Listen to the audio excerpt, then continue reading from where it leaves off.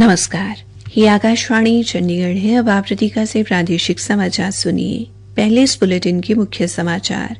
केंद्रीय युवा कार्यक्रम एवं खेल मंत्री मनसुख मांडविया और राज्य मंत्री रक्षा खड़से अब से कुछ ही देर में नई दिल्ली में फिट इंडिया महोत्सव का उद्घाटन करेंगे। हरियाणा के लोक निर्माण व जन स्वास्थ्य मंत्री रणबीर गंगवा ने कहा कि विकास कार्यों में गुणवत्ता से कोई समझौता नहीं किया जाएगा। हरियाणा के वित्त मंत्री का प्रभार संभाल रहे मुख्यमंत्री नायब सिंह कल बजट पेश करेंगे। हरियाणा के कृषि एवं किसान कल्याण मंत्री श्याम सिंह राणा ने कहा कि कल बजट में कृषि क्षेत्र और किसानों के लिए कई घोषणाएं की जाएंगी। और हरियाणा के पहलवान दीपक पूनिया और अंतिम पंघाल सहित 30 पहलवान सीनियर एशियाई चैंपियनशिप के लिए चुने गए। अब समाचार विस्तार से। केंद्रीय युवा कार्यक्रम एवं खेल मंत्री डॉ मनसुख मांडविया और राज्य मंत्री रक्षा खड़से अब से कुछ ही देर में नई दिल्ली के जवाहरलाल नेहरू स्टेडियम में पहले फिट इंडिया महोत्सव का उद्घाटन करेंगे। उद्घाटन समारोह में कई फिल्मी सितारे, पहलवान, फिटनेस शौकीन और वेलनेस गुरु भी शामिल हो रहे हैं। आज से 3 दिन तक चलने वाले फिटनेस और वेलनेस फेस्टिवल फिट इंडिया महोत्सव का उद्देश्य फिट इंडिया आंदोलन की फिट, स्वस्थ और मोटापे से मुक्त राष्ट्र के दृष्टिकोण के साथ तालमेल करते हुए स्वस्थ और सक्रिय जीवन शैली को बढ़ावा देना है। फिट इंडिया महोत्सव के दौरान रस्सी कूदना, स्थिर cycling, arm wrestling, cricket, bowling, squat और पुशअप चैलेंज आदि सहित कई खेल गतिविधियां मुख्य आकर्षण होंगी। इसमें भारतीय खेल प्राधिकरण का राष्ट्रीय खेल विज्ञान और अनुसंधान केंद्र लोगों को पोषण विशेषज्ञ और मनोवैज्ञानिकों से संबंधित निःशुल्क मूल्यांकन उपलब्ध कराएगा। इस अवसर पर आगामी खेलो इंडिया पैरा खेलों के शुभंकर लोगो और गान का भी अनावरण किया जाएगा। खेलो इंडिया पैरा खेलों का आयोजन 20 से 27 मार्च के बीच दिल्ली में होगा। प्रधानमंत्री नरेंद्र मोदी ने लंदन के सेंट्रल बैंकिंग द्वारा भारतीय रिजर्व बैंक को डिजिटल परिवर्तन पुरस्कार 2025 के लिए चुने जाने पर सराहना की है। श्री मोदी ने कहा कि ये उपलब्धि दर्शाती है कि सरकार शासन में नवाचार और दक्षता पर बल देती है। उन्होंने कहा कि डिजिटल नवाचार भारत की वित्तीय पारिस्थितिकी तंत्र को लगातार मजबूत कर रहा है और असंख्य लोगों को सशक्त बना रहा है। हरियाणा के लोक निर्माण व जन स्वास्थ्य मंत्री रणबीर गंगवा ने कहा कि विकास कार्यों में गुणवत्ता से कोई समझौता नहीं किया जाएगा। उन्होंने कहा कि सड़क निर्माण या अन्य कार्यों में किसी स्तर पर लापरवाही पाई गई तो न केवल अधिकारियों पर बल्कि संबंधित एजेंसी के खिलाफ भी कार्रवाई की जाएगी। श्री गंगवा आज हिसार में आयोजित पत्रकार सम्मेलन को संबोधित कर रहे थे। उन्होंने कहा कि समय समय पर निर्माण कार्यों का निरीक्षण किया जाता है ताकि जनता के पैसे का सही जगह पर सही समय पर सदुपयोग किया जा सके। पार्टी संगठन को लेकर उन्होंने कहा, भारतीय जनता पार्टी बड़ा बारीकी से संगठन पर विचार करती है, संगठन और ज्यादा प्रभावी हो इस पे विशेष तौर से कार्य करती है। हिसार क्योंकि सबसे बड़ा जिला है, 7 विधानसभा इसके अंदर है और इसलिए उसको थोड़ा और संगठन की दृष्टि से ताकि प्रभावी तरीके से कार्य हो सके इसलिए छोटा करते हुए अभी बरवाड़ा, हांसी और नारनौंद इसका अलग जिला होगा ये। और हिसार, नलवा, आदमपुर, हिसार और उकलाना ये 4 विधानसभा हिसार जिले के अंदर रहेगी। इसका जिला अध्यक्ष और कार्यकारिणी अलग से बनेगी और उसकी प्रक्रिया आज से ही शुरू कर रहे हैं। हिसार की ऑटो मार्केट की सीवरेज व्यवस्था के बारे पूछे एक सवाल के जवाब में श्री गंगवा ने कहा कि ये मामला ध्यान में आते ही अधिकारियों को सीवरेज व्यवस्था दुरुस्त करने के निर्देश दे दिए गए हैं।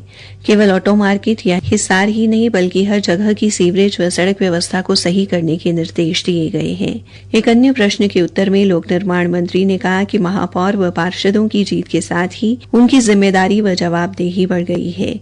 ट्रिपल इंजन की सरकार जनता की आशाओं के अनुरूप काम करते हुए शहर में विकास को नई गति प्रदान करेगी। मुख्यमंत्री नायब सिंह ने यमुना नदी को स्थायी रूप से साफ करने के लिए हरियाणा की प्रतिबद्धता दोहराई है। उन्होंने उपायुक्तों को सख्त निर्देश देते हुए कहा कि वे सुनिश्चित करें कि यमुना नदी में सीवरेज या गंदे नाले का पानी न जाए। उन्होंने कहा कि सीवरेज के पानी के लिए वैकल्पिक व्यवस्था की जाए। मुख्यमंत्री ने कहा कि यमुना को साफ रखना सबकी सामूहिक जिम्मेदारी है। उन्होंने पानीपत, सोनीपत, पलवल और यमुनानगर जिलों के उपायुक्तों को अपने जिलों में मल शोधन संयंत्र स्थापित करने को कहा।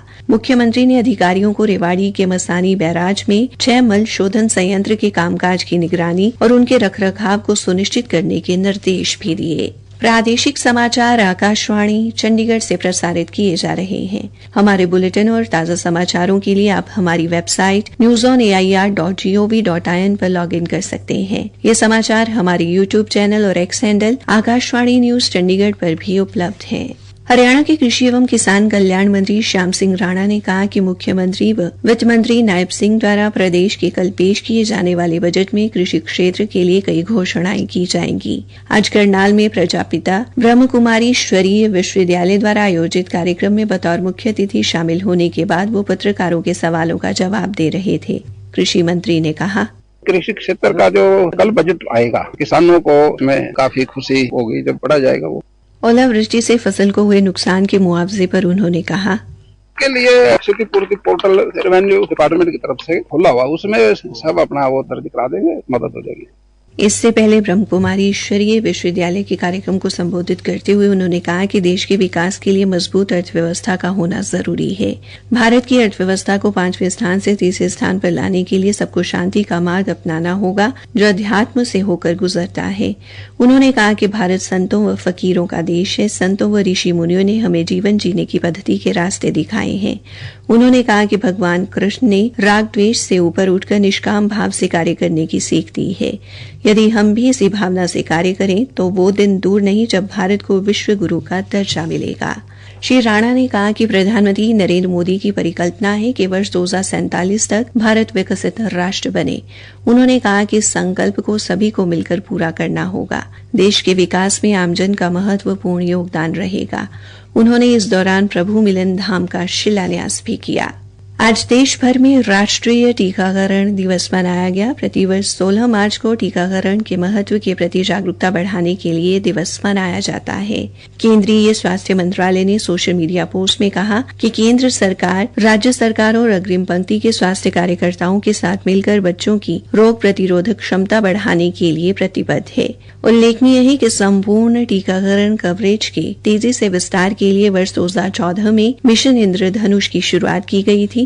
इसका उद्देश्य शिशु मृत्यु दर में कमी लाना और बच्चों में संपूर्ण टीकाकरण को प्रभावी बनाना है। भारतीय कुश्ती संघ ने सीनियर एशियाई चैंपियनशिप के लिए विश्व चैंपियनशिप के पदक विजेता हरियाणा के पहलवान दीपक पूनिया और अंतिम पंघा सहित 30 पहलवानों का चयन किया है।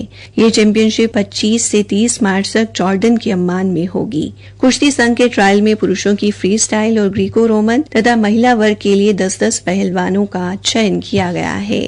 हॉकी इंडिया के 7वें वार्षिक पुरस्कारों में प्रसार भारती को वर्ष 2024 में हॉकी के प्रसारण और संवर्धन में अमूल्य योगदान के लिए जमनलाल शर्मा पुरस्कार से सम्मानित किया गया। कल नई दिल्ली में आयोजित इस समारोह में 50 वर्ष पहले 15 मार्च को ही कुआलालंपुर में अजीतपाल सिंह के नेतृत्व में भारत को एकमात्र विश्व कप जिताने वाली भारतीय टीम को 50 लाख रुपए नकद राशि के साथ ध्यानचंद लाइफ टाइम अचीवमेंट पुरस्कार प्रदान किया गया। पेरिस ओलंपिक्स में कांस्य पदक विजेता भारतीय हॉकी टीम के कप्तान हरमनप्रीत सिंह को वर्ष 2024 के सर्वश्रेष्ठ पुरुष खिलाड़ी का पुरस्कार दिया गया और सर्वश्रेष्ठ महिला खिलाड़ी चुनी गई टीम की गोलकीपर सविता पूनिया को सर्वश्रेष्ठ महिला खिलाड़ी का बलबीर सिंह सीनियर पुरस्कार दिया गया। हॉकी इंडिया पुरस्कारों के इतिहास में इस बार रिकॉर्ड 12 करोड़ रुपए की राशि वितरित की गई। हरियाणा खनन एवं भू विज्ञान विभाग ने यमुनानगर जिले में जिला प्रशासन की मदद से 1392 वाहनों की जांच कर 30 वाहनों का चालान कर उन पर 2,96,000 रुपए का जुर्माना लगाया है। सरकारी प्रवक्ता ने बताया कि जिले के सभी एसडीएम, पुलिस विभाग व खनन विभाग के अधिकारियों द्वारा निरंतर निरीक्षण किया जा रहा है। अंत में मुख्य समाचार एक बार फिर।